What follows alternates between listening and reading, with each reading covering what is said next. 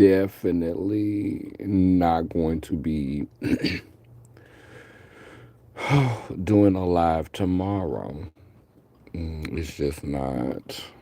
Um, when I tell you this is, yeah, yeah, we definitely ain't gonna be live tomorrow.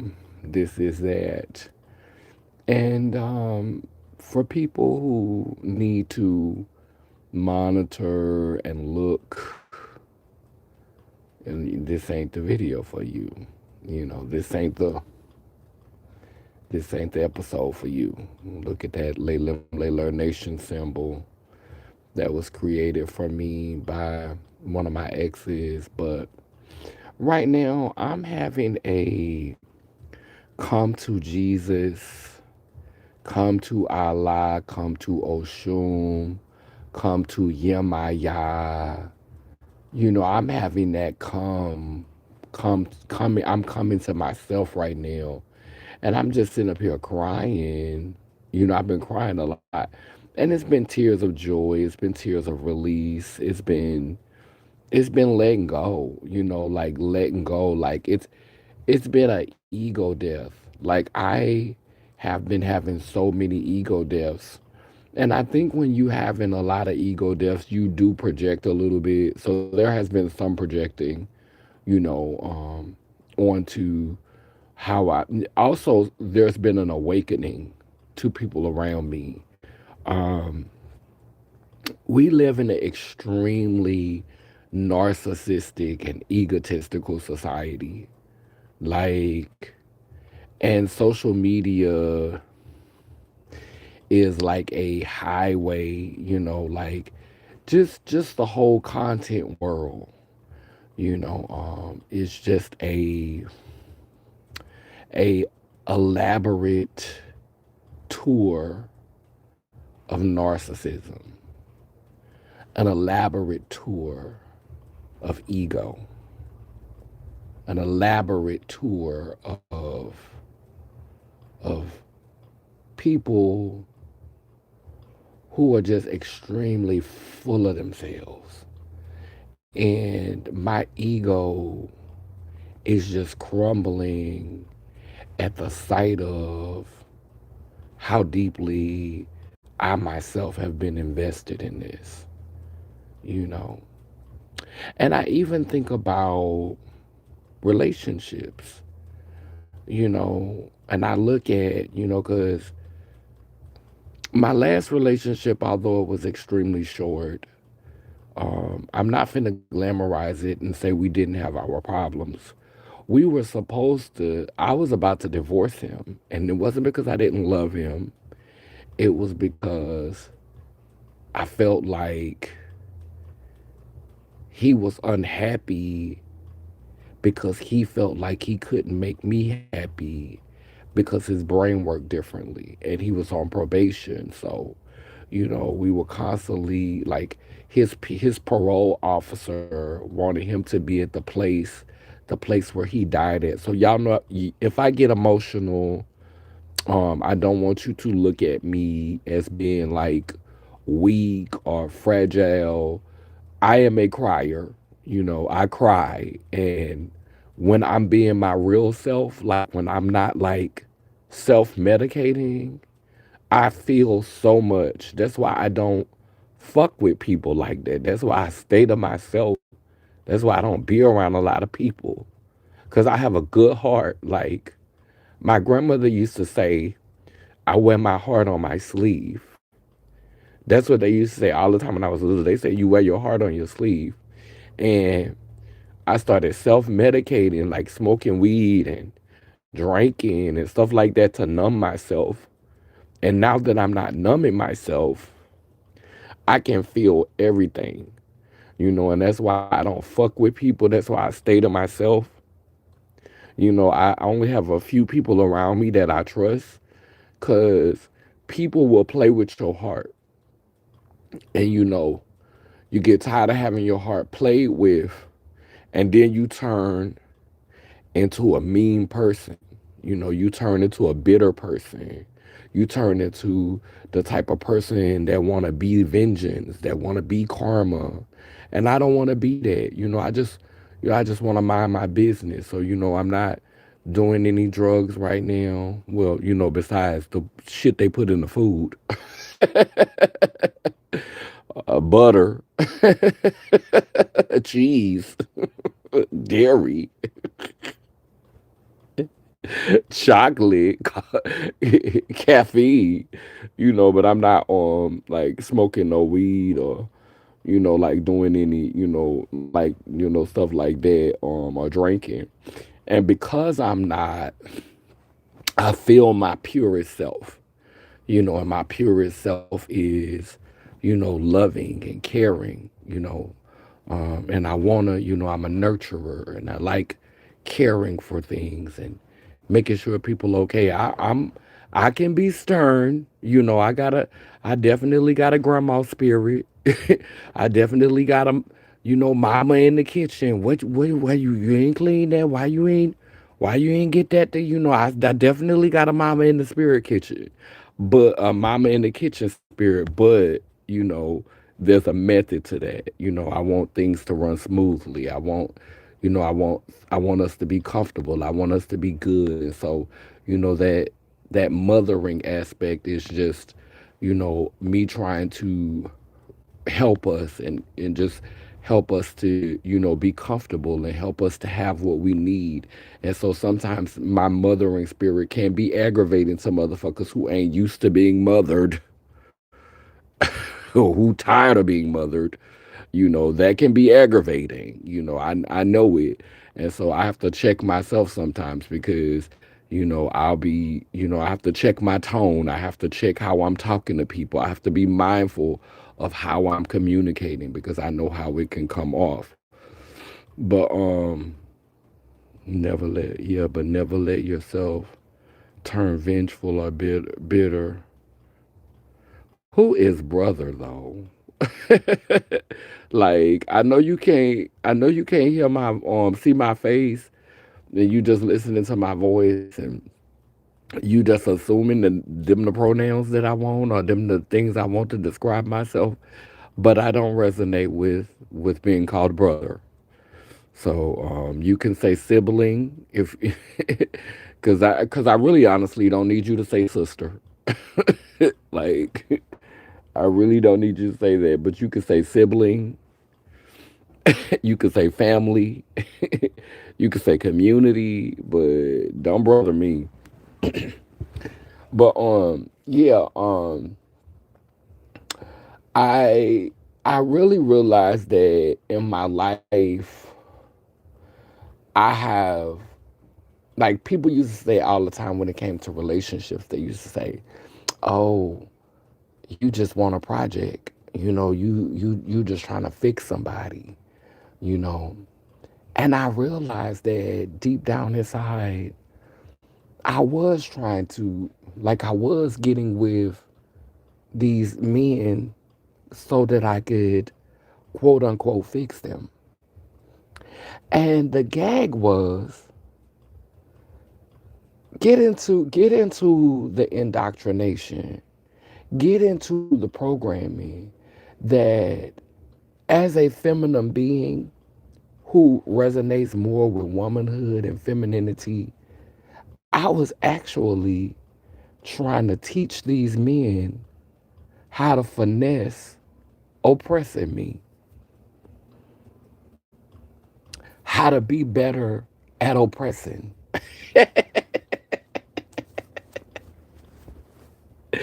I'm trying to teach, I'm trying to, I'm getting with my partners, helping them with their grooming, helping them fill out their applications, you know what I'm saying? Showing them how to communicate and how to talk, and you know what I'm saying? So I'm trying to live vicariously through them. You know what I'm saying? Because I resonate more with femininity.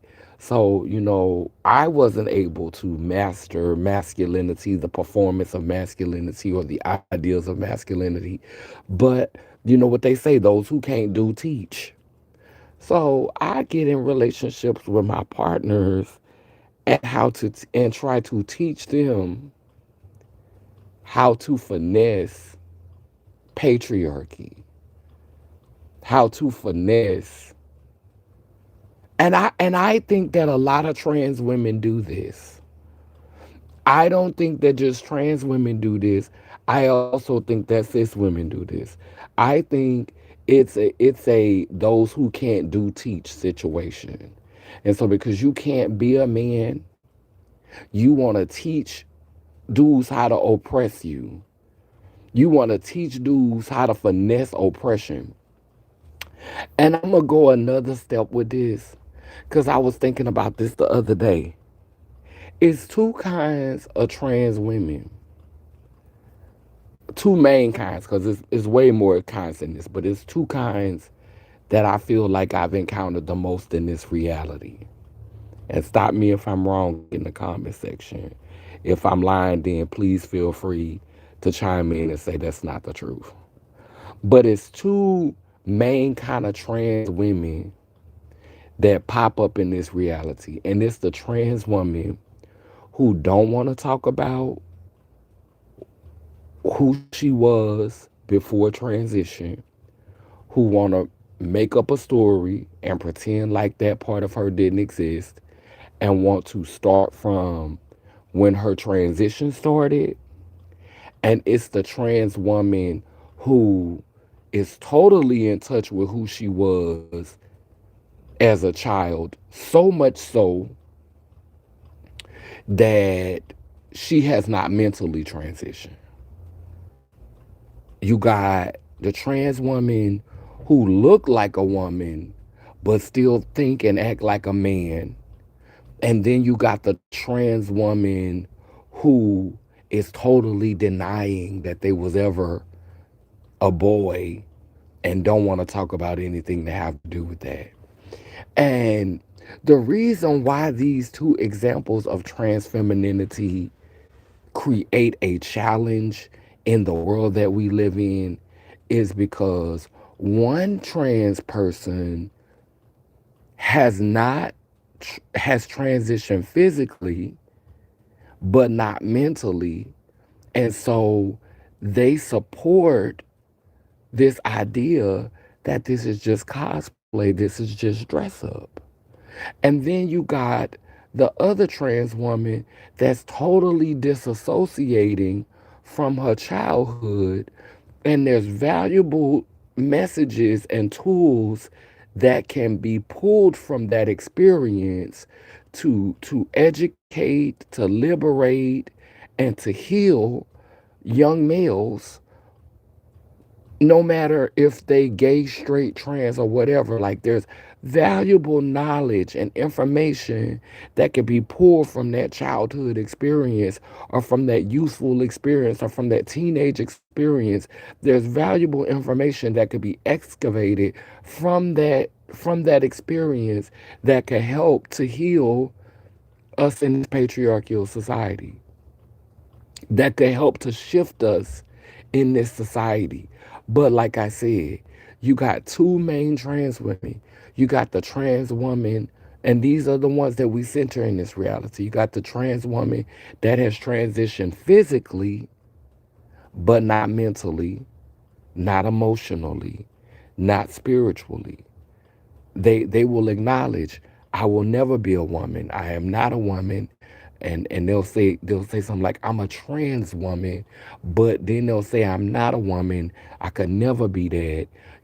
And so they haven't transitioned mentally or spiritually or emotionally, and they look at it as dress up. And then you have the trans woman who has transitioned mentally, who has transitioned emotionally, but but but but she don't want to talk about that. She don't want to talk about pre-transition. So you got one that's physically changed but is mentally stuck in the past, and you got one that don't even want to talk about the past. You got one that don't even want to talk about it, and you got one that's stuck in the past. Now you ask me, with those two examples, how do we shift? How do we move? How do we move the needle? How do we push society forward when the main two models of trans women that we have, speaking to our experience, one is stuck in the past and the other one don't want to talk about it.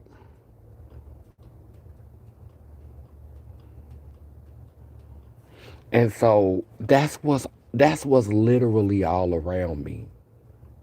That's what's literally all around me. Like, I look at everybody on the lives, and that's what's literally all around me. I look at all of the trans women around me, and those are the most exact. Those are many of the examples I see. You see trans women that either don't want to talk about their past, or you see trans women who are stuck in the past. And now, when I say that, I hope some of you are picking up why Laylim Layler has been so important for me, why this spiritual practice of wholeness has been so important to me, because it's about integrating the entire being. It's about the integration of our past and our present and our future. Not just integrating. One of the things that my intuitive counselor said, they said you need to learn how to integrate all of the parts of yourselves together. And for me, when I thought about integrating the parts of myself together, I'm thinking of integrating the part of myself, that like the party, the part of myself that, is super spiritual and, and likes to learn spiritually, the parts of myself that, is sexually active or promiscuous, integrating all of these parts of myself together. But what I'm realizing that is even deeper. It's integrating my future self with the self that I am now, with the self that I was. It's being able to make space for who I was, who I am, and who I plan to be, who I have a desire to be, who I hope to be. And so many in the trans community on both sides of the fence, when it comes to trans men and when it comes to trans women, there are so many of us who struggle with integrating who we were with who we are and who we hope to be. Because I think as trans people, a lot of us go through this phase of, okay, when we are in pre transition, we're more whole. But then when we get to the place to where we become passable and socially acceptable in society, we start to bury pieces of ourselves in the sand. We start to hide pieces of ourselves. And then we become a less whole version of ourselves because we felt we had to hide certain parts of ourselves because we live in a society that is really, really requiring us to hide pieces of ourselves. And so we don't grow into full individuals. We don't grow into fully realized whole individuals. Into we grow into a butterfly who's lost the story of when we were a caterpillar. We lose those stories.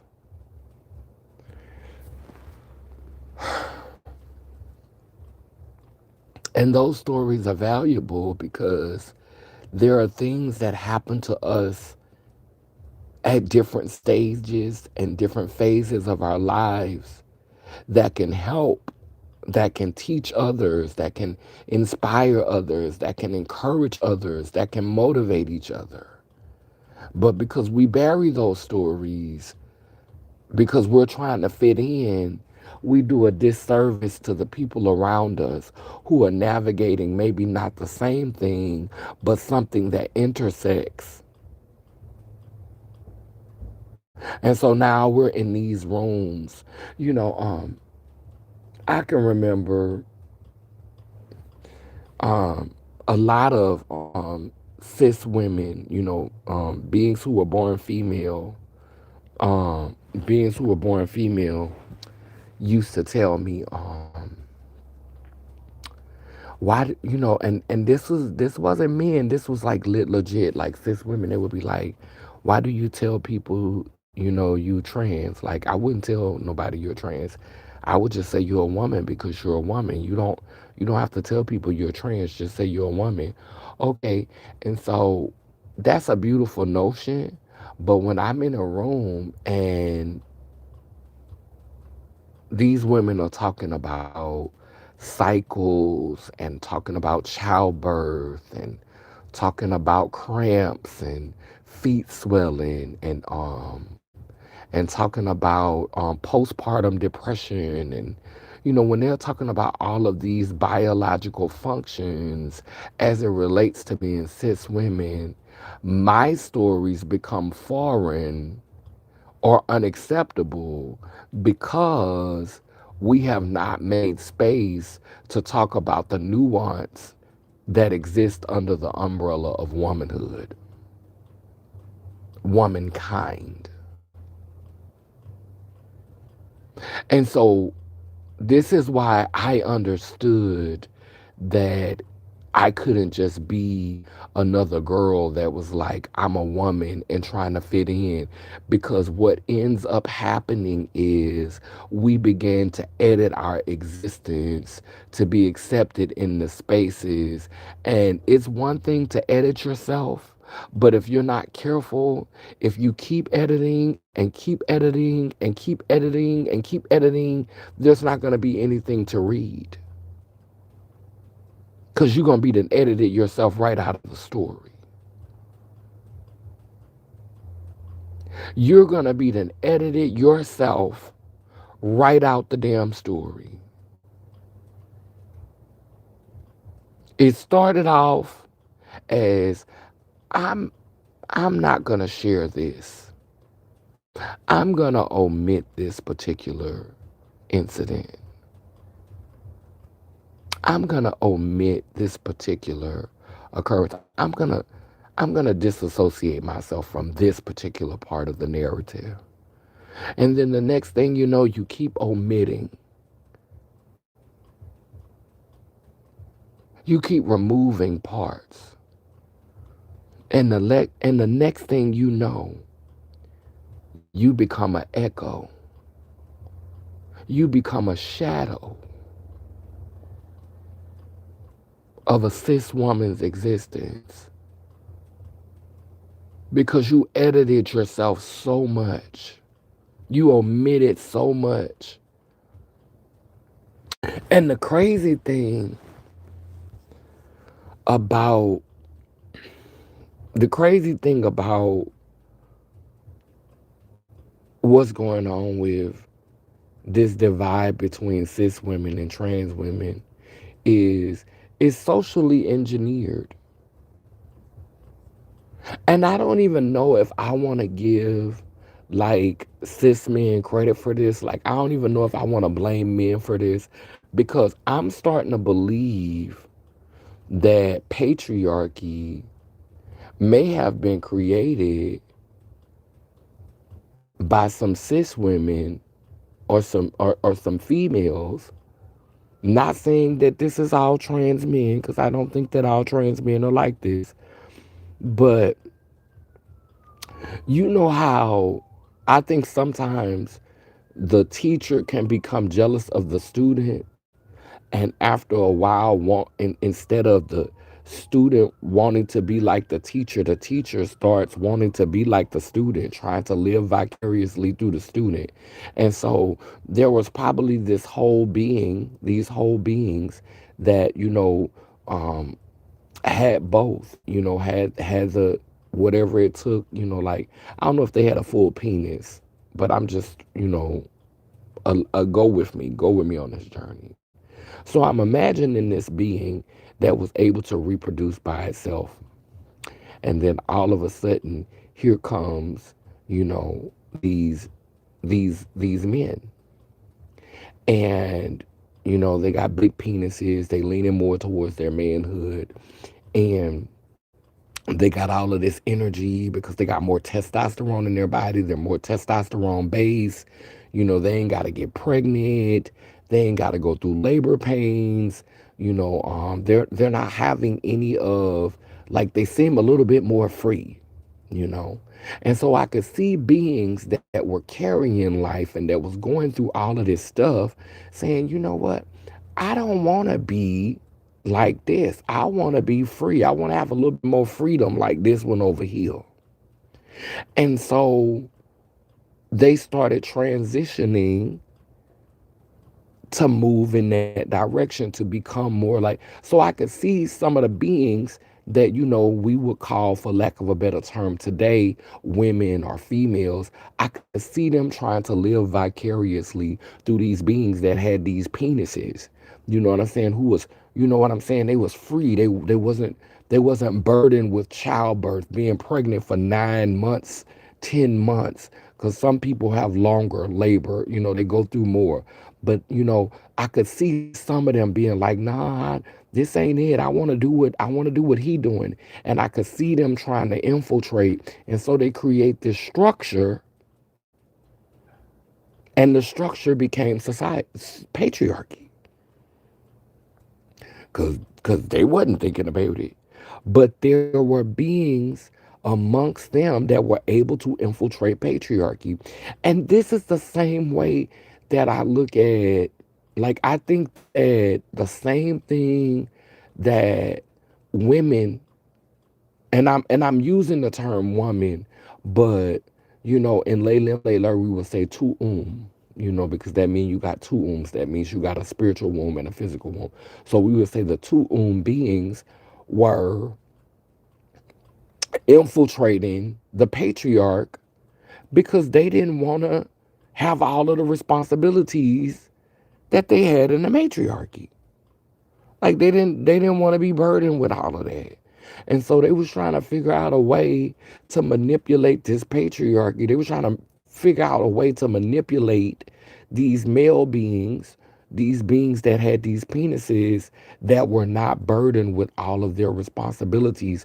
Cause imagine before structure was getting set up, we say men are providers, men are protectors, men are all this. But when it was a matriarchal society, these were the things that beings that were born with wombs did. If women were first, if women are the blueprint, so it be said, if these beings are the blueprint, then they had all the responsibilities. Then when men started popping up, they didn't have to deal with childbirth. They didn't have to deal with cycles. They didn't have to deal with all, they didn't have to deal with all that. So structure needed to be created for these men. Structure needed to be created for these male beings. And so when they started creating structure for these male beings, when they started saying, okay, we're going to get these male beings some structure, that's how patriarchy came about. And see, this is the same thing that I think happened with white supremacy. I think the same ideology, like the same way, because I don't think patriarchy was created by men.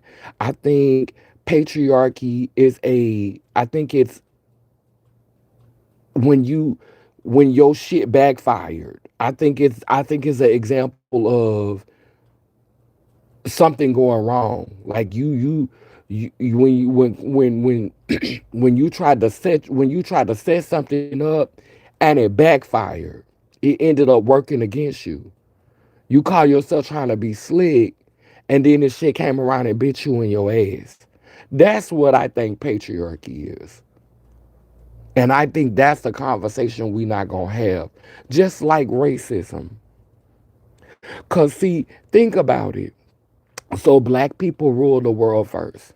And when you listen to the story of Yaqub, they say that Yaqub did eugenics and Yaqub did all of this to create white people. Now, then you have black people, and some of y'all ain't gonna like when I say this. But I don't care how y'all feel because I'm tired of playing this game with y'all. Cause see, like I said, 2026 is kicking my ass, and I'm having an ego death. I'm having an ego death, and I'm dying to myself.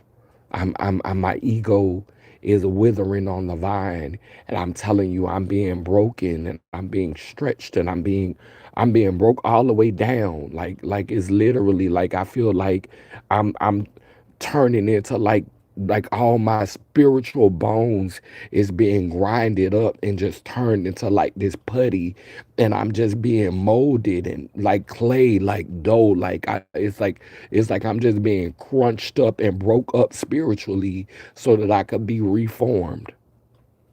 And and in this process I'm thinking about how a lot of black people are some of the best spellcasters. Like when you think about how good some black people is with words, like they depict us as sloppy with our speech and ignorant, but baby, if you know black people like I know black people, baby, we some of the best conjurers, some of the best casters, some of the best wordplay manipulators. Like look at how we dominate in rap and music and vocally, like siren, like the call of the siren. Like black people dominate vocally. And so when you think about our capacity to dominate utterance and to dominate sound and to cast and to speak different spells and incantations, like when you really think about just from the simplest to the most complex, way of speaking and communicating, we will turn around and we'll talk about racism, and talk about how wrong it is. And then we constantly calling for allyship from white people. Because this is an ally. This is what you need to do as an ally. And this is how you need to show up. And the reason why that conversation is so important is because we don't really want this system to change. We just want Caucasians who have influence and Caucasians who have power to be our puppets.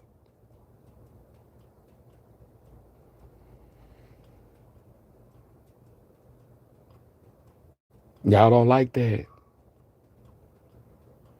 You just want puppets. And so that was the same thing that happened with the patriarchy. It was some cis females that wanted to puppeteer men, and the shit backfired. And with racism, it was some black people that wanted to puppeteer white folk. And it became a ain't no fun when the rabbit got the gun.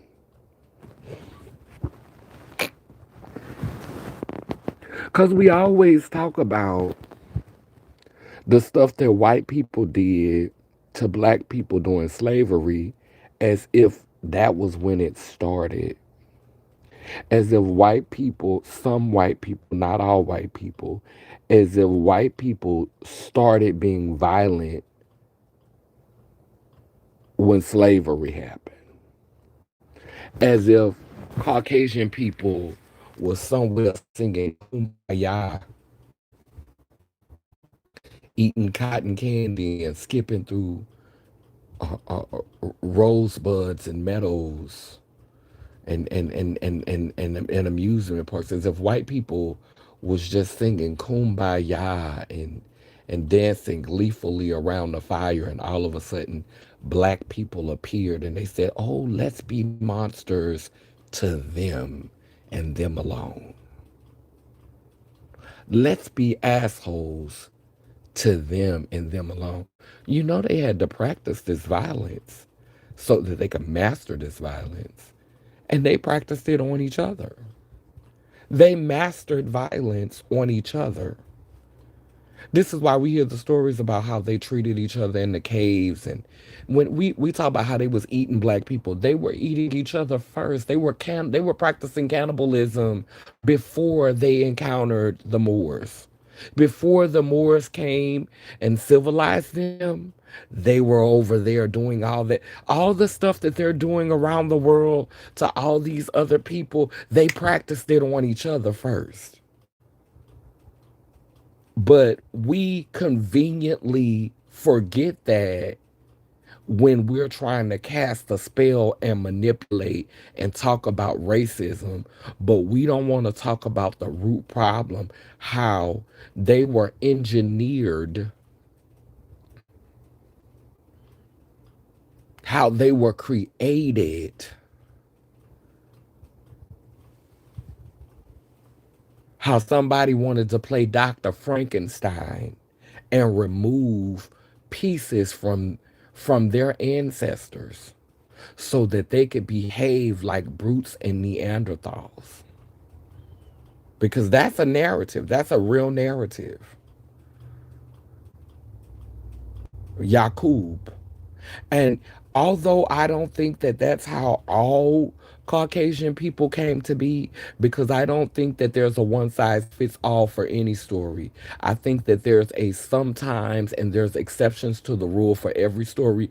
But I definitely believe that there was a section of Caucasian society that was grafted and created because some Negro decided that it wanted to create something different and use it to manipulate consciousness and use it to manipulate how society works. And females were the first, if females were the blueprint, and I don't know if it was a female. See, this is the information that we don't have. Cause I don't think that you would call. But I do see how you can call a being that is dual sex female, because I feel like just saying female is acknowledging both sexes. I feel like when you say fee, that's acknowledging the feminine. And when you say male, that's acknowledging the masculine. So I feel like female is a hybrid word, just like I feel like woman is a hybrid word. Whoa, man. I feel like these are naturally hybrid words. But I think that genetically, the female and the woman um has degenerated. I don't think that the first females or the first women, I think that there are pieces from their genetic code missing. So what we call a woman today, I don't think that that's what a woman was millions of years ago. What we call a female today, I don't think that's what a female was when this shit first started.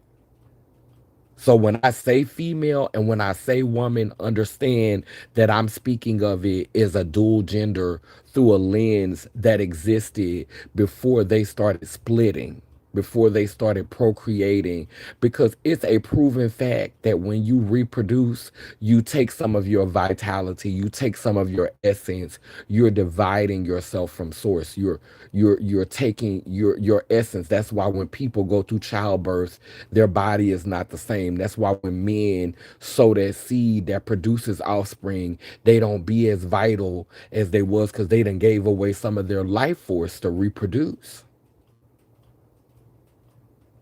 That's why you notice people who never reproduce be healthy and be fit, and well, not all of them, because some people just don't take care of themselves and already have poor genetics to begin with.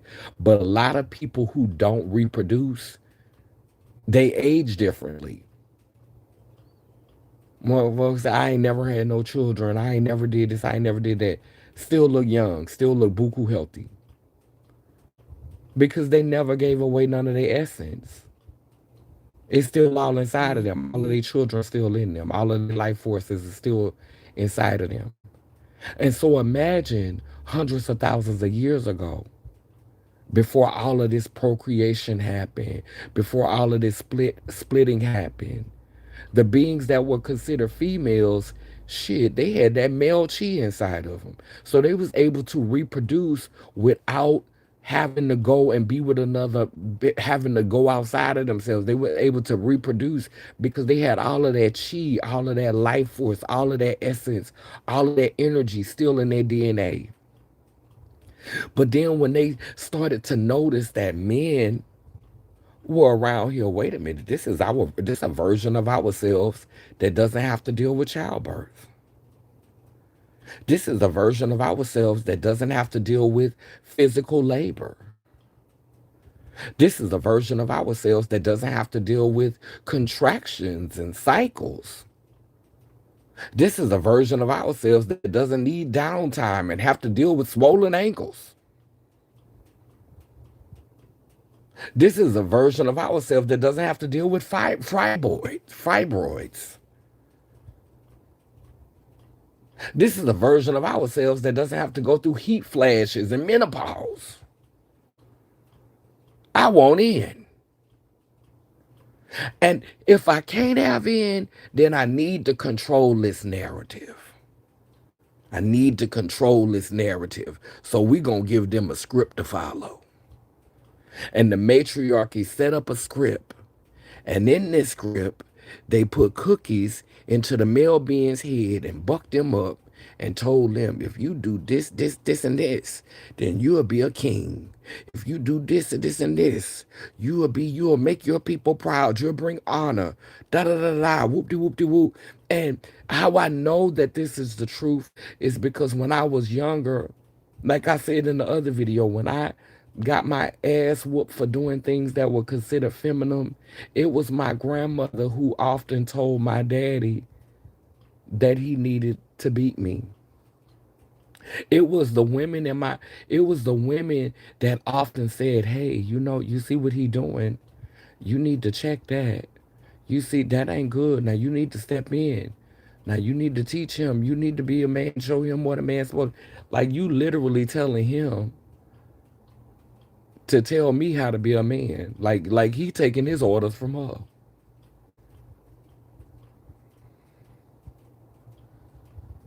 And I'm not saying that all women are like this, but I'm saying that there are some cis women who, there are some cis females, some cis women who I definitely can believe tens of thousands of years ago, 20, 30,000 years ago, they were telling these men how to be men. They was telling these men because if you really just pay attention to men in general, and some and this is not based on genitals.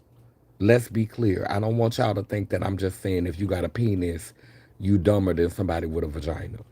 Because this is about essence, okay? This is about essence. But for the most part, a lot of people with penises, and this is not a end all of all, everybody fits into this category, but a lot of beings with penises are simple. They're not really complicated. And this is why you have beings with penises who are like addicted to porn, addicted to video games, addicted to being on these apps, grinders and sniffies, and they're addicted to it. Scotty done literally beamed them up. They are not here. They are emotionally checked out. They are gone. They don't have the capacity. It's so many distractions in this society, and they cannot keep up. They are gone. They are checked out. They are running on autopilot. They beep beep pop pop boop beep beep beep pop pop boop. Most of these Negroes is beep beep pop pop boop from the moment that they wake up to the moment that they go to sleep. Beep beep pop pop boop. And women manipulate that. They say women emotional, but child, they manipulate the shit out. These men be so predictable. And most women want a beep beep bop bop boop nigga. They want to be bop bop boop nigga. And I'm saying nigga intentionally right here because I want you to understand that that's why we call niggas a machine. They say the definition of a nigga is a machine. And these niggas be beep beep bop bop boop. Wake up hungry, need to get a nut, wanna get a nut, wanna eat, wanna smoke, wanna play a video game, go to works, come home, play a video game, watch some porn, catch a nut, go to sleep, wake up, do the same thing again tomorrow. Wake up, get a nut, eat, go to works, come home, play some video games, eat, catch a nut, do it again the next day. Beep beep bop bop boop. Beep beep bop bop boop. And so when they saw that they had some beep beep bop bop boop ass niggas, uh-huh, yeah. Mm-hmm.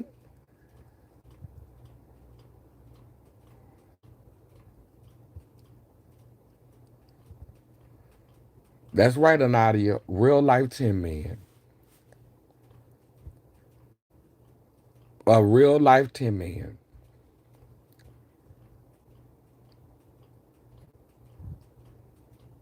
They messed around, opened a portal, and summoned a real life tin man. The tin man. Not 1-0, but a real life tin man. Not 10 as in trans, intersex, and non-binary, because that's the acronym for 10. Trans, intersex, non-binary, 10. But no, an actual metal man. Beep beep bop bop boop ass nigga. And so that's the world we live in.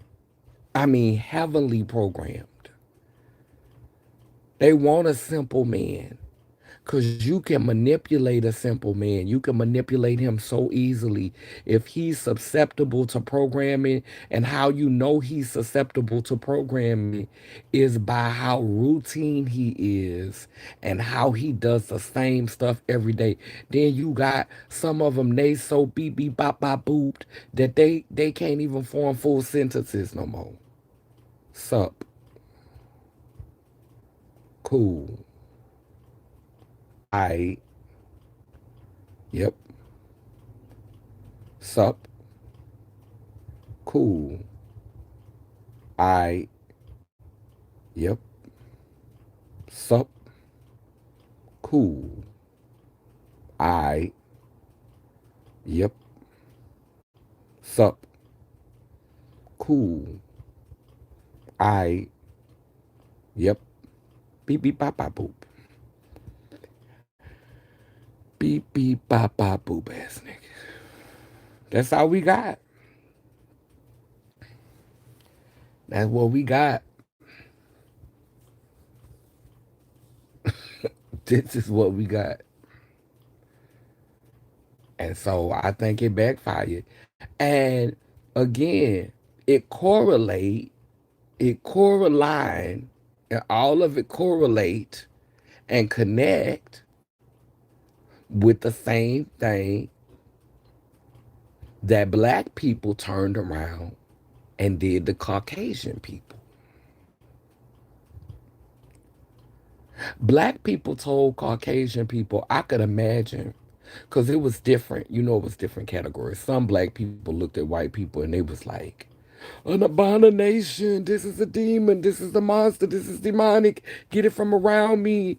And you know, that That's where the resentment part of the narrative come from. That's why there's an ancient beef between black people and white people, because some black people looked at white people and saw them as disgusting and saw them as mutants and probably did not, white devil, what is this? Ah, scared of it. Like, no, just like really, really just hated them.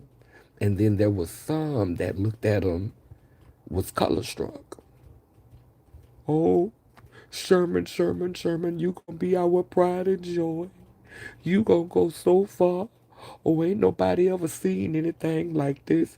This is so nice.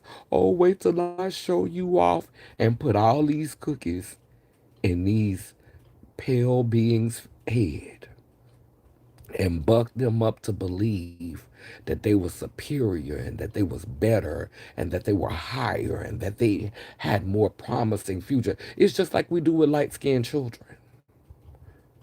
Light-skinned children with curly hair. I tell you, every time I hear somebody that look like me say somebody with curly hair got good hair. Bitch, it's curly hair. It's just curly. What does good hair mean? Huh? What is it good for? I channeling Dominique Morgan. I like when that bitch do that. I I what is it good for? I good hair. She got good hair. Good for what though? Is it good for braiding?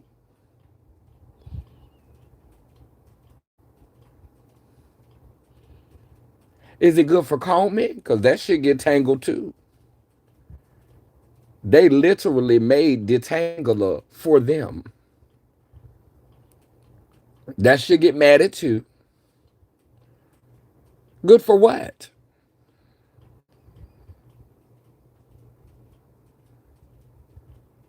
So I'm trying to understand, what is it good for? And so you don't, like, if you pay attention to how the world works, you don't have to be a rocket scientist to see if we have black people who prize lighter skinned black people over darker skinned black people, lighter skinned black people who are color struck and run to lighter black people and look at lighter skinned black people and be like, oh, you so pretty. Oh, your hair so pretty. Oh, you this and that. It's not a far reach to imagine them feeling the same way about Caucasian people. And then once Caucasian people drunk the Kool-Aid, fell asleep in a field of poppies, got drunk in the world of the got drunk with the wine of the world and forgot thee. Drunk with the wine of the world, we forget thee.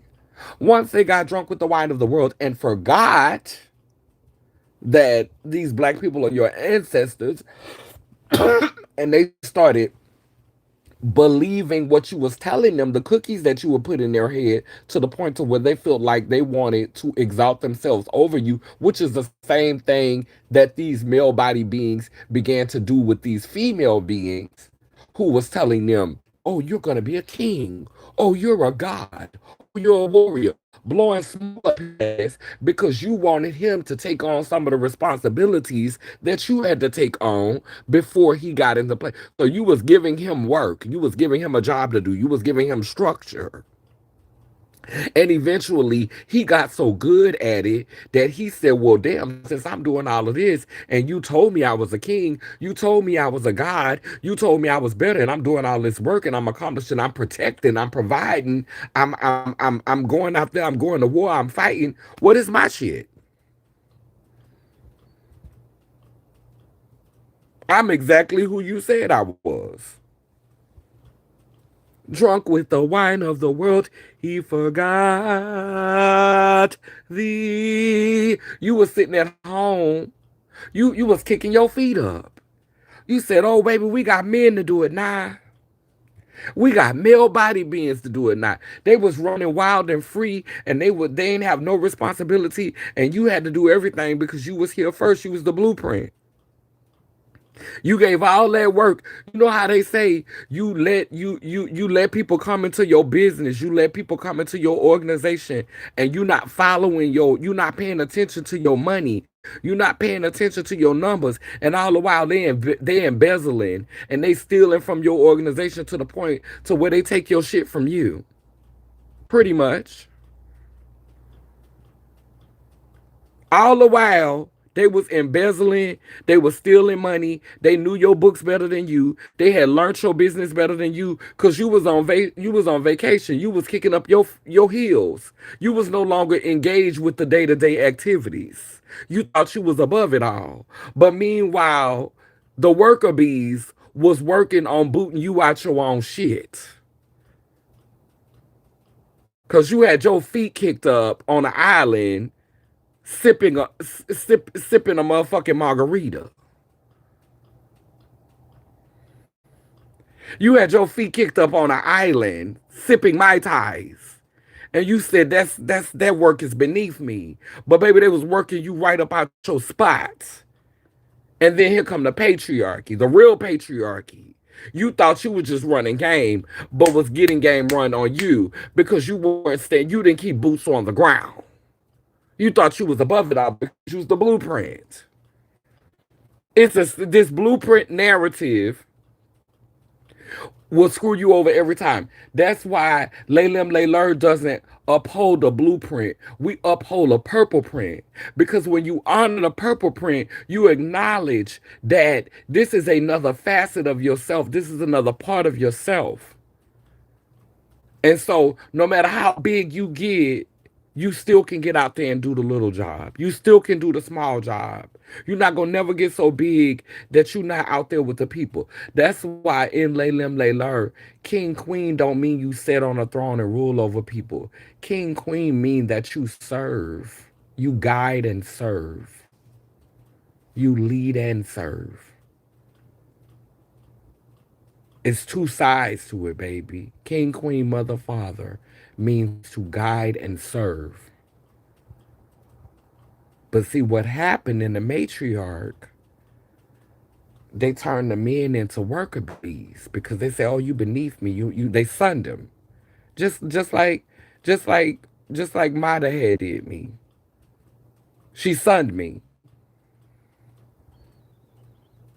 I wasn't her equal. I was beneath her.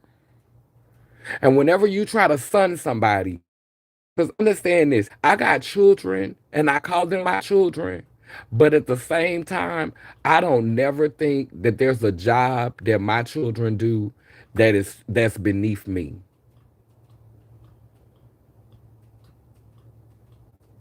Sometimes I will say I will call them my children, but I also call them my siblings.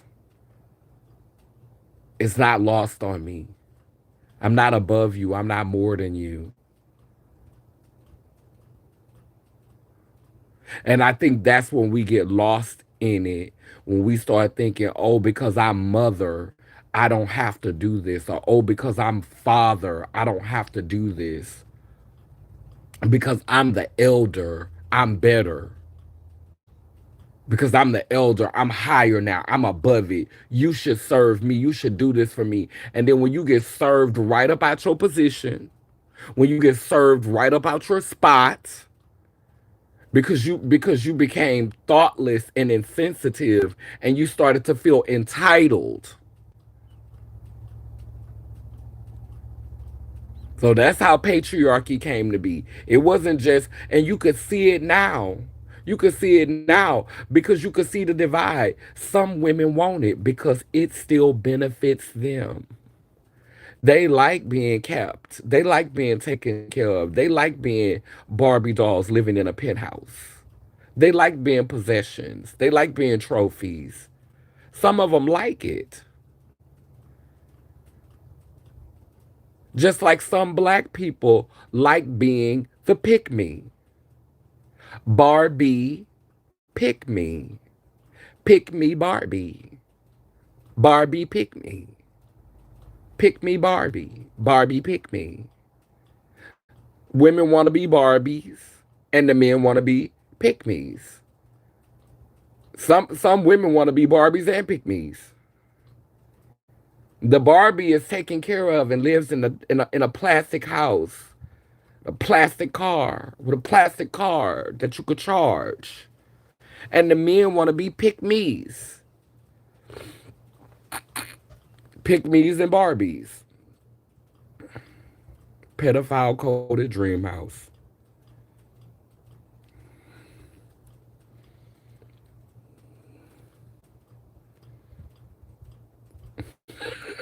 Those shade but don't care can be better with fleas on it. Exactly, because that's the type of hair that used to get lice. That's the hair that used to have lice in it, the good hair. Girl, stop.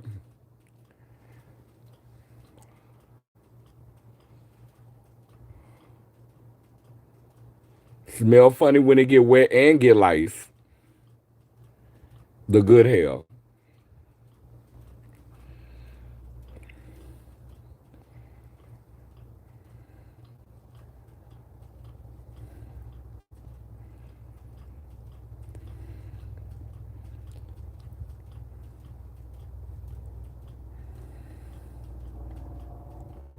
Ancient black beings winded up the early stages of white people, give them a script, teleprompter, resources, access, clothes, and titles, and perform their roles into the origins of the male society.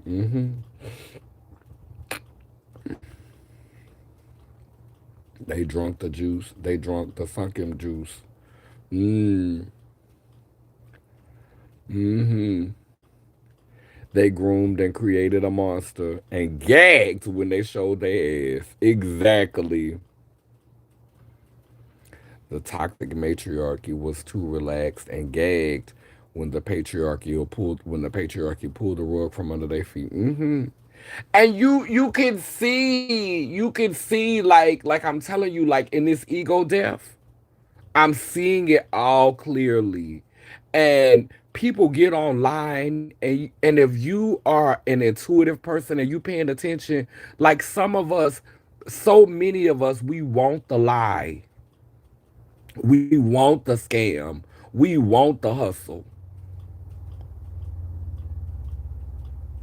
Whenever somebody come out their mouth and they say some hateful ass shit about Caucasian people,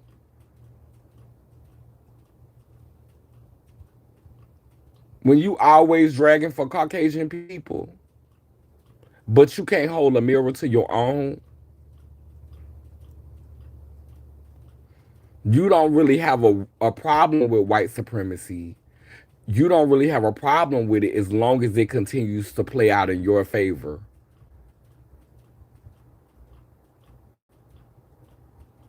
Because sometimes when you have so much negative stuff to say about Caucasian people, it's really a projection that you're jealous that you can't move like white people move.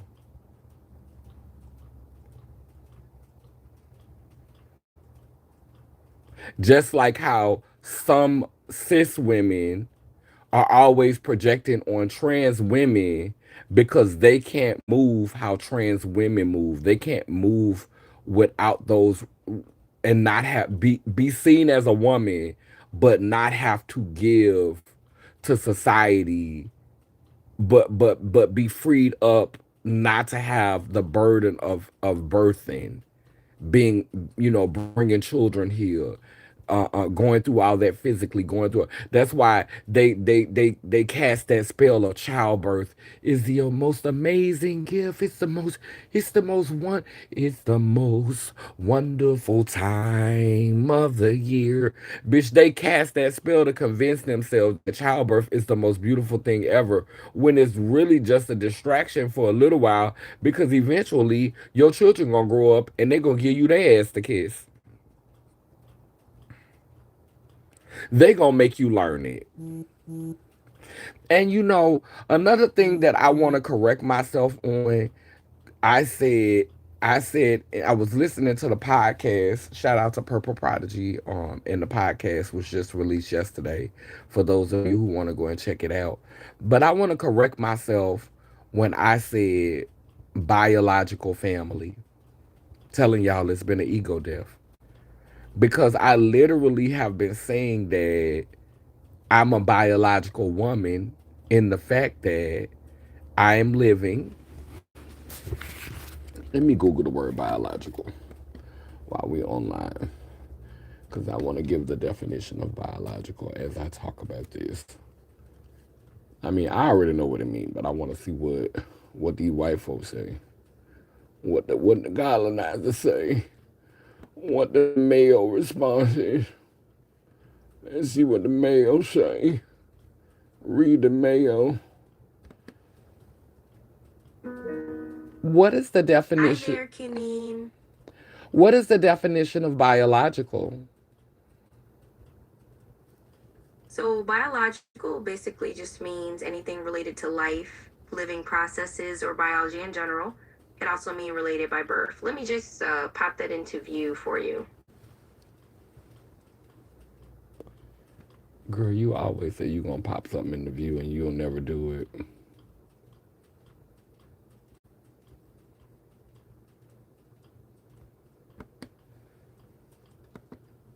You always say you gonna make it pop up for me. Where is it at? Say the definition of biological again for me? Absolutely. Let's make this pop. So, like I said, biological just means related to life or living things. Let me go ahead and just drop that definition right into view for you. We gotta work out the kinks with that, huh, girl? Sure can. Let's keep it simple and fresh. So, when we talk about biological, we're just saying anything connected to living things or life processes. Think of it as a sciencey way of talking about living stuff. Okay, thank you. So, biological literally says living or connected, and so the reality is that I'm alive and I am connected to empathy, Anadia, Pernisha, Bonnie. I'm connected to Toy. I'm connected to Henry. I'm connected to them by the air that we breathe. I'm connected to them by the water that we need to sustain ourselves. So I'm connected to them. So that is my biological family. Like, to be more accurate, I would say this is my family by birth. So I was born into this family directly. Like I was directly connected to them through birth. But I am biologically related to my chosen family because we are alive. We're living. We're connected. We're connected by the air we breathe. We're connected by the water that we drink. So we are biologically related. We're biologically connected. And so I want to correct myself in when I'm talking about biology because I said I was a biological woman because I am alive, I'm living, and I'm a woman. And when I say woman, I mean in terms of woman, not in terms of the construct trying to fit into a box, but honoring the two parts of myself, the woe for the feminine and the man for the male, or however you want to put that. So the woe is the feminine, the man is the masculine, woe man. So I'm a biological woman, and I am biologically connected to Pernisha. I'm biologically connected to Anadia. I'm biologically connected to empathy. And so I wanted to correct myself because I was listening to that podcast, and when I said my biological family, that really, really sat with me, and I was like, wait a minute, no, like I'm biologically related to them as well. I may not be biologically related to them via birth. I may not have been born into the same parents or the same grandparents, but at some point, if we go back up the food chain, there are some common ancestors. And so we are biologically related, just not biologically directly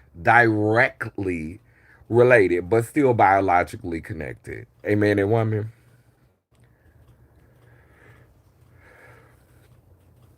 Yeah, so I wanted to correct myself on that, and like I said, but this is what I wanted to come on and talk about, just this ego death of how how indoctrination works, how this machine works, how insidious this machine is.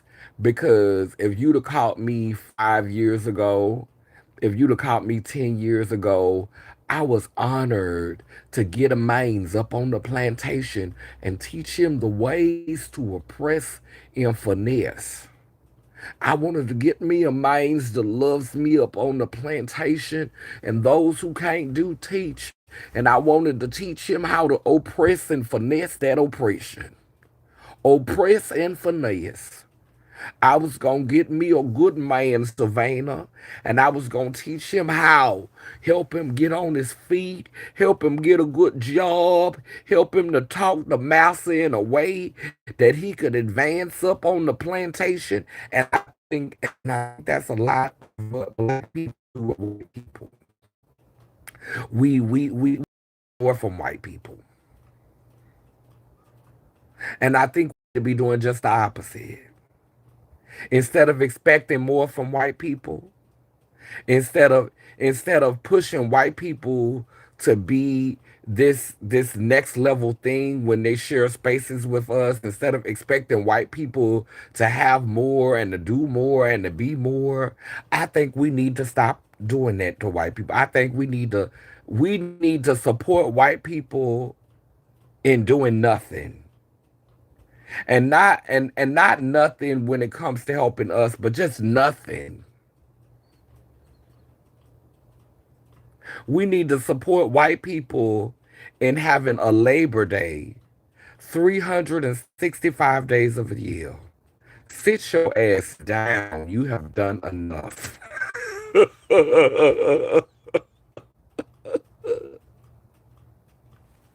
We need to support men in having a Labor Day every day. Sit your ass down. Go sit over there, baby. Take a time out. You have done enough. You don't need to do more. You need to do less. All of you collectively. That's what I want. That's what I want from white people. You don't need to do more for yourself and less for me. You need to do less collectively. And you need to look at the government and say, hey, because I'm doing less, because we're doing less, we need you to do more for all of us. Because white people have been so they have been so engulfed in this trauma and this system. A lot of them just need to take some time to process and unpack and work on themselves, and they don't really get a chance. Like, white people is so busy trying to live up to this idea of what it means to be white and whiteness. I just need all white people, I just need all of my Caucasian siblings to just take about 6 or 7 months, maybe a year, just to just do some self-care. I just need all of them to just not go to work, to not pay rent, to just take some time to just self. I need all of them to just shut down and just be like, I can't do it. I'm tired. I'm tired of white supremacy. I'm tired of living up to this standard. I just want to paint, and I just want to work in a garden. I want to plant flowers, and I want to learn how to braid hair. I'm just tired. And that's what I want men to do the same thing. I want men to be just like, I don't want to go to war. I don't want to play video games. I don't want to watch corn. I don't want to uh, take over businesses and acquire buildings and take people land, and I don't want to bully people. I don't want to, participate in war and I don't want to do any. I just want to just lay on my couch and meditate. That's what I want for patriarchy and white supremacy. I want them to just Ferris Bueller's days off. I just want it to be a Ferris Bueller's day off ongoing.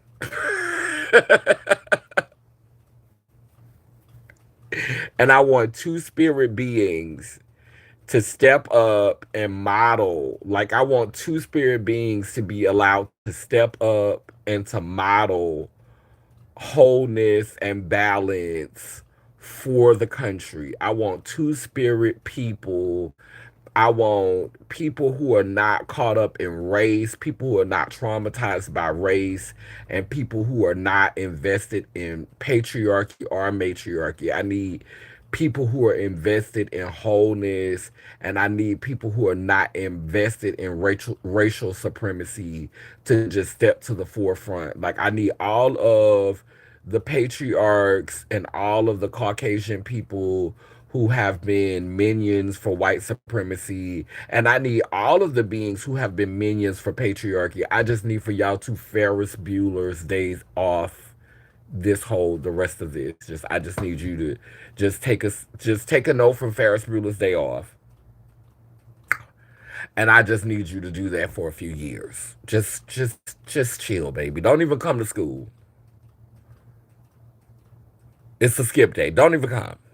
Call in. That's what I need from you. And I think if we could do that, I think we could see a tremendous shift in society. The version of it benefits their victim psychosis. Tune into the Purple Print podcast after this live. Exactly. Whoa plus man wholeness. Right. Thumbs up this live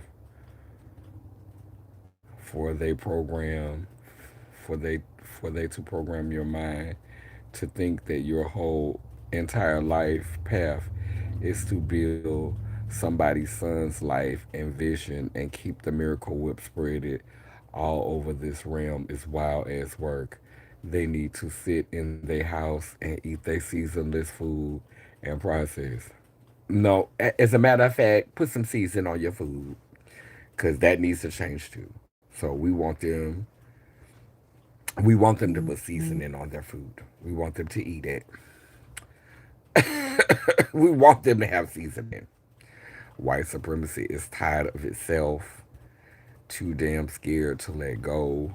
At this point, the media needs to go on a long ass hiatus and an extended vacation.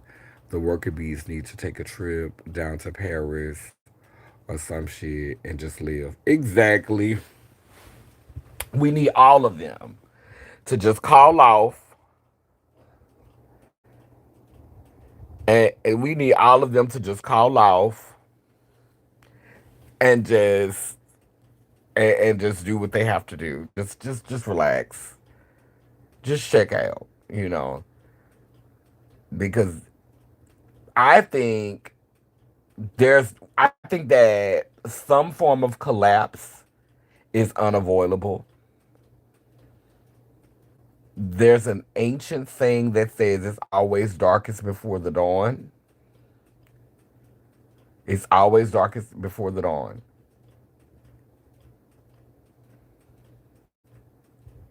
You got to go through the eye of the storm to get past the storm. Take me through there, make it through there. But I definitely think we need to stop running, stop trying to put a band-aid on some shit, and let the cards fall where they may. We need to have that season where it's like, what the hell? What the helly? We need to go ahead, go through it, and I just need the NPCs to shut down. I just need them to stop operating. I just need it to go beep beep bop bop boo boo boo boo boo. Computer shutting down. Boop. I just need that. I need them to shut down. I need all the NPCs to just shut down, stop going to work, stop paying bills. Just stop. Just cut it out. Just cut it out so that we can have that shift, but as long as they getting up, messed up mentally, torn up, messed up in their head and getting up going to work, we ain't gonna never get to where we need to get. So I just need all the NPCs to just shut down. I just need all the computers to just like beep beep bop bop boo. I just need that to happen. And I feel like once that happens, I need all of the cis women who are manipulating these men sitting at home telling him he's a king and he's a god and he got this, and thank you so much, sir, for what you do, and we love you, sir. I just need y'all to shut down too. I need all the puppet masters, all the ones pulling the strings behind the scenes. I just need you to shut down. When the minions and the puppets are shutting down, I need all the puppet masters just to go beep beep bop bop boop. We just need a whole shutdown. Just puppet masters, minions, beep beep bop bop boops, all of y'all. Just yeah. All the toxic power bottoms, just all of y'all. Just beep beep bop bop boop. Mm-hmm. Yeah. And I was all these men around here who have been conditioned to think that their power is in their penis, and that's why they be around here sexually assaulting women and then want to call on the name of Jesus after they done sexually assaulted women because they feel like they have a right to women because they see themselves as divine because they are men and they feel entitled. I need you to shut down. I need all y'all to just shut down. Beep beep bop bop boo. I just need, and I need for it to just happen for about 9 months. We don't need it to be a COVID-19. We don't need it to be a government engineered shutdown. We don't need for it to be. We don't need the folks up on Mayo Mountain. We not calling it Capitol Hill. We gonna call it Mayo Mountain. We don't need the folks up on Mayo Mountain to engineer nothing. We don't need Mayonnaise Mountain to engineer nothing. We need for the spirit of the ancestors, the mother, the father, the ones who did not subscribe to these titles. We need for them to just breeze on through, and we need for them to create a situation where the Mayo Mountain don't even have no power or no control, and all the NPCs just shut down, all the manipulators, all of the puppet masters, all of them are just incapacitated, and they just don't have no reach or reign, and everybody just have to reset, and all the computer games and all that shut down, the sniffies apps, all that's just shut down. It's just deleted. All the apps, and Twitter X, all that, everything that you get on, and it's about you hooking up and going to be with somebody. Like sniffies and grinder just need to be deleted. Sniffies, grinders, X, a Pornhub, all that just gone. Just wake up one day and it's gone. All of the computer games, all that stuff just gone. All the technology, where people just get back to bases and have to be with, just have to sit with themselves, alone in a room, It's just me and you. Ow! Alone in a room. Ow! It's just me and you. We need that for about 9 months. Put us back in the womb, God Goddess. Put us back in the womb, God Goddess. Put us back in the womb, God Goddess. Alone in a womb. Oh, thank you, God Goddess. It's just me and you. Oh, thank you, God Goddess. Alone in a womb. Not a room. Alone in a womb. Oh, it's just me and you. No distractions. No distractions. No racism. No patriarchy. No manipulation. No puppet masters. Yeah, no TikTok. No TikTok shop. No capitalism and consumerism. No fast food down the street. My God is God on today. Now don't let them starve, ancestors. When you come through, you let some manna rain down. You let some food rain down. You let some food rain from the heavens, enough to sustain them. Some good pure nourishment. Give them nourishment. Give them food. But all of those superficial, shallow entanglements and relationships and situationships. My God is God today. Let them go away. Let them sail on down to the river Styx, honey. Put two silver coins, the gold coins on the eyes, and send that shit on down the river Styx. Oh, thank y'all.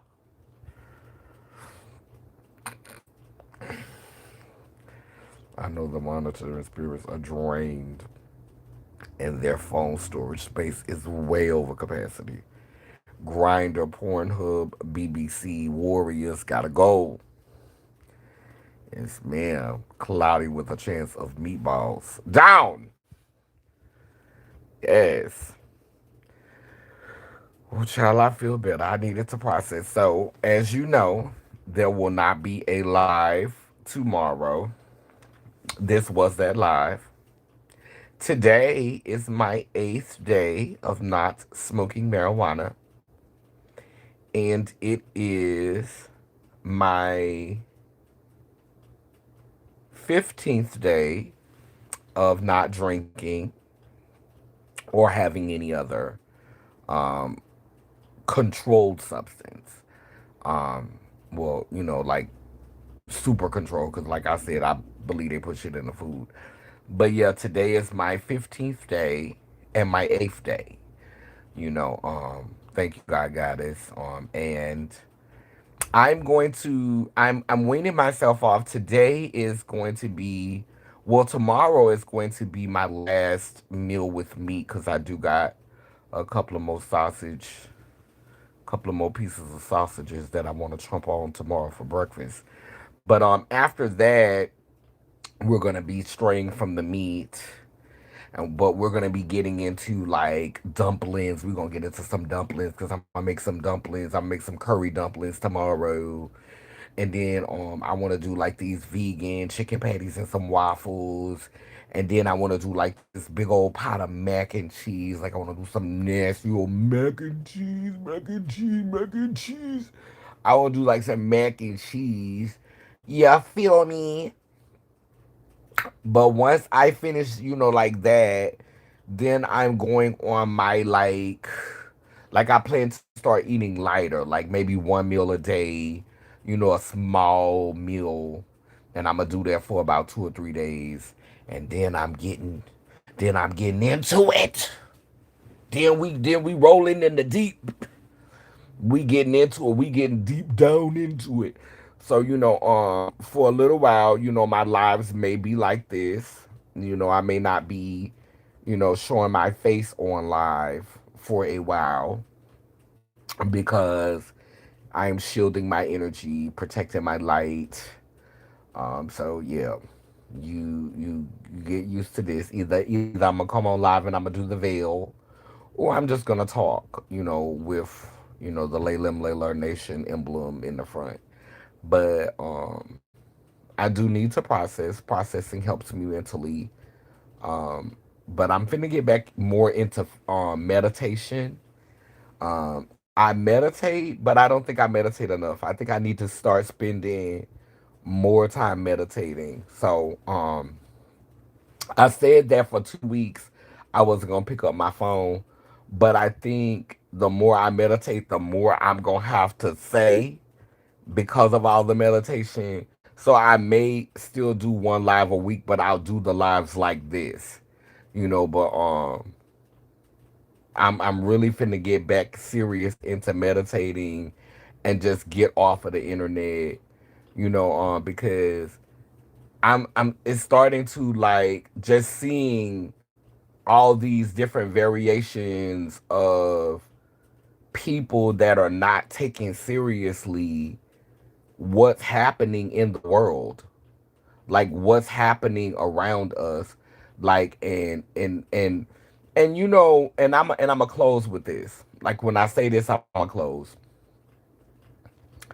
When I was younger, it tickled me because when somebody was describing me, that this was when they was calling me Tila and Sassy, and this was one of them times when I was in jail, and it was one of my ex boyfriends. Um, he said that if you know her, the thing you know about her is she always preaching, and I never really saw myself as a preachy person when I was in my 20s. But he didn't say it to be negative. He didn't say it to put me down. He was just saying if you know her, you know she a preachy person. And this is the thing about me. I share from my own personal experiences. And people feel judged because a lot of times the projection is that they're not doing the work on themselves that you're doing. And so when you talk about yourself or when you hold yourself accountable because they are not willing to do that type of work, they try to rub some salve on your shit instead of just letting you sit with that and have that ego death. Cause they not ready to have that ego death. It's a lot of times I be trying to have an ego death and motherfuckers be saving me from jumping off that ledge spiritually. And see, that's another way to enable someone. When someone is trying to have an ego death and you save them because you don't want to do that work, you not ready to feel that, so you trying to talk them off the ledge because understand that we don't just transcend physically, we don't just physically leave our bodies, we spiritually die to ourselves. We spiritually have ego deaths. And so people will try to talk you off that ledge when you are trying to spiritually die to yourself, when you're trying to have an ego death. People will try to talk you off that ledge because they're not willing to do that work. And so I know that when I am my happiest, my best self, my most grounded self is when I am a preachy person, when I am reflecting on what's going on with me, what I'm experiencing in the world, and what I'm seeing around me, and and understand that I get on the internet and I talk like this, but when I'm around other people, I do know how to read the room. I'm not gonna come and start talking to you for an hour straight, just randomly. I had a trans person that was recently around me, and I'm not gonna say her name, but if she ever hear this live, she know who she is. That tried to paint me as a girl who was overbearing and forcing my opinions on people and barging in and requesting people to do projects, and like this was the narrative that this young lady tried to paint about me, but really honestly and truly it was the opposite. It was a projection. She was the one who was overbearing and authoritative. I when when I use the bathroom, I don't put the toilet seat. I'm not talking about the lid down. I'm talking about the cover to the toilet. I don't put the cover down on the toilet. She reprimanded me about leaving not the lid. You know how when men are peeing, they stand up and pee, and sometimes they pee on that part. Not that part, cause I sit down when I pee, but the lid that closes the toilet. She reprimanded me one time about not putting the cover down on the toilet, talking about, do you know what type of backwash and all this stuff coming out the toilet, when literally every bathroom that you see in a public restroom does not even have a lid. But I didn't argue with her when she said it. To this day, I put the lid down. I put the first lid down.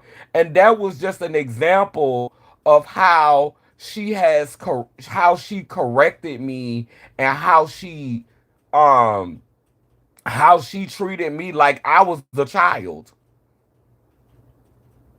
Like I'm at least 14 years older than her, and she was telling me, oh no, we're not gonna do it like this, we're gonna do it like this. We'll be having events and she come inside and find me and say, hey, okay, when are y'all coming back outside? Bitch, I'm grown. I might not be coming back outside. And what's it to you? So a lot of times when people are when people are projecting and trying to paint a narrative of you, it is a projection because that's who they are.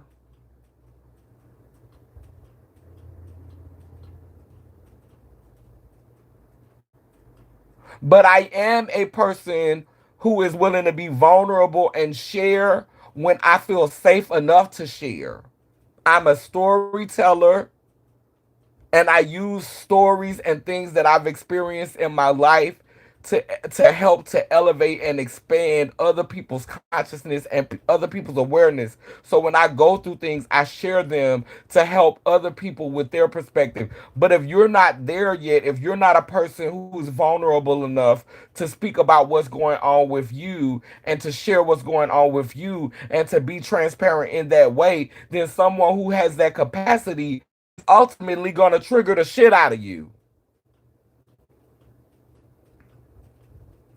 That's triggering if you're not there yet. If that's not who you are, people like that are going to make you feel uncomfortable. And what I have to say to y'all today is, if my transparency, if my ability to talk about my personal life and to share what's going on with me bothers you, that sounds like a you problem. And get the fuck from around me.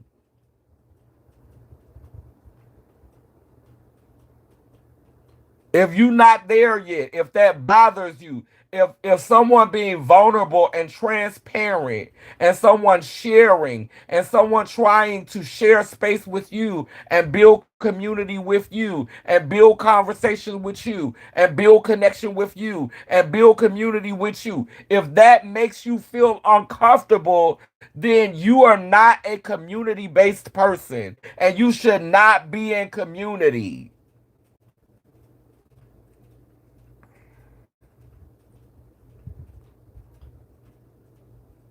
You should not be a part of anything that has to do with a collective.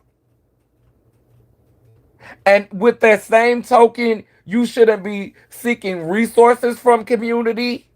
You shouldn't be seeking support from community.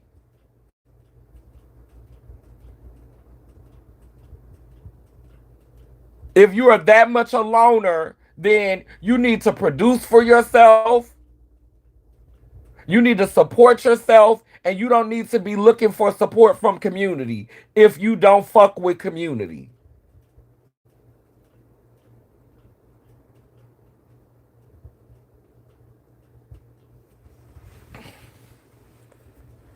And they got a lot of people who don't like community. Y'all don't like community. Y'all be breaking y'all neck to get away from community. And then when you fall on your face and life start lifing, you be trying to elevate yourself above community. You want to be better than the people. You feel like, oh, I accomplished this and I got this, and that, and I'm this, and that, and I'm better than y'all. And then when life show you that bitch, that don't make you better, that don't make you more, that don't put you on no fucking pedestal. When those same people that you met going up, you meet them on the way back down, you feeling some type of way. Cause you got too big for your britches and you thought your shit no longer stunk. You thought you had arrived. And then the ancestors let you make it, but you forgot to be humble. You forgot to be grateful. You forgot a spirit of gratitude. Your head got too big for your body. You turned into a bobblehead, fat. I know a lot of bobblehead hoes. I know a lot of bobblehead hoes who head is just bouncing around on their shoulders because that bitch so big that it can't sit still on the top of their head. A lot of big head hoes. And I could name them, but the ancestors are working on me, so I'm not gonna do that.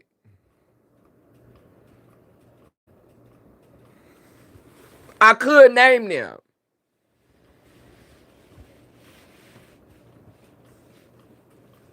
but I'm being healed. Amen, a woman. But just you know that if I ever feel like you playing in my face, I will revisit this and I will name names because I'm not above it. I get on here and I drag myself. You think I won't drag you?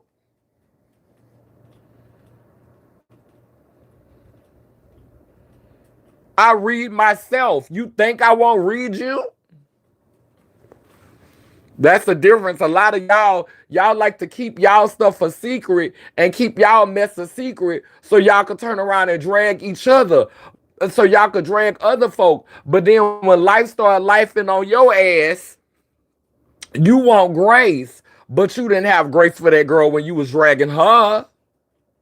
You didn't have grace when you was giving your opinions of other people who chose a different path than you did, who chose a different route than you did. You was over there acting like you was omnipotent. Like you had all the answers. And now life is cold cocking you in the throat. My God is God on today. Oh, excuse me. But yeah, that's it for today. That's it. I just needed to, do a little vent, do a little unpack, do a little decompress. You know, yeah, that's what it is. I'm just praying. I ancestors, baby. I'm ready. I'm ready, honey. I'm getting ready. I ain't gonna say I'm ready. I'm gonna say I'm getting ready. I'm getting ready for the great reset. I'm getting ready for us to be alone in the womb. It's just me and you. Ow! Baby, that's what Yolanda Adams should have said. Not alone in the room, baby. We breaking the matrix. We breaking outside of this, baby. We going back to source, baby. Alone in the womb. Ow! It's just me and you. Yes, alone in the womb, baby. Alone in a womb. Back to the beginning, back to source, back to mother, back to father. Together, collectively, source. Thank ya. Whew. Yes. Baby, because when I tell you I am so done with the trade, I'm just done with it. I don't have no energy for the shenanigans. To be out here shenanigans and then shenanigans again. I leave that to y'all who still find amusement.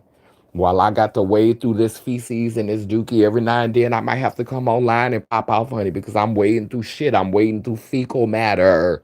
I'm wading through feces, honey. I'm fighting off flies trying to get to a pile of shit every day. Because, baby, you see it. It be millions and hundreds of thousands of people up under somebody live who is literally giving you feces, literally giving you a pile of shit, baby. It's flies everywhere, baby. Punks and flies I do despise. The more I see punks, the more I love flies, baby. Everywhere I go, baby, punks and flies. The more I see punks, the more I love flies. Battling through flies every day, trying to get through these these these flies that just gather into these constant piles of poop that's just piling up every day. Dookie every day. Eat feces every day. I see dookie. Steaming piles of dookie and all you flies trying to get to that dookie. You done said you was the shit so much you can't get enough of being around shit. My God is God on today. My God is God on today. Alone in a womb. It's just me and you. Right back to the beginning, baby. Recycle, recycle, recycle, reset, reset, recycle, recycle, reset, reset, recycle, recycle, reset, renew, wash, cleanse, purge. Thank you, God Goddess. Thank you, God Goddess. Today, we finish with the underwear sharing, leeching, insolent ass niggas in cosplay. We can't do it. We want the purple niggas. And yesterday I found out we got our first purple niggas. And he's transmasculine. Oh yes, we got a purple niggas now. Oh yes, and he's joined the tribe. Yeah, my good Dawson Brista empathy has introduced us to our first purple niggas, and he's a trans masculine being. My God is God on today, so the purple niggas are coming. Wake up, King. My God is God on today.